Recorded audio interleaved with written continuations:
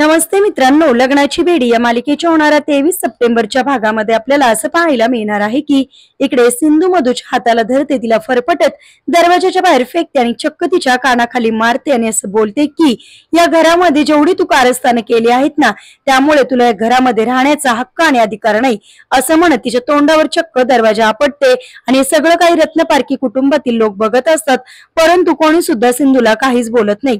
त्यानंतर तिथे राघव येतो आणि राघव मधुला आतमध्ये आणतो आणि म्हणतो की मधुला कोणी सुद्धा घराबाहेर काढणार नाही असं म्हणतो। मधुला पुन्हा एकदा आतमध्ये आणतो। त्यावेळेस मधु सिंधूला असं म्हणते की काही झालं तरी सुद्धा राघवचा तुझ्यावर विश्वास नाहीये, राघव मला या घरामधून कधी सुद्धा बाहेर जाऊ देणार नाही असं म्हणत म्हणत हसत हसत ती आतमध्ये जाते।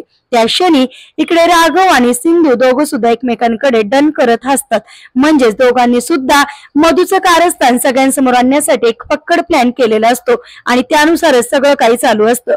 म्हणजेच आता राघव आणि सिंधू लवकरच मधुला बेड्या ठोकत असताना आपल्याला पाहायला मिळणार। असेच मालिकेच्या पुढील अपडेटसाठी तुम्ही आपल्या रंजक मराठी चॅनेलला नक्की सबस्क्राईब करा। थँक्यू।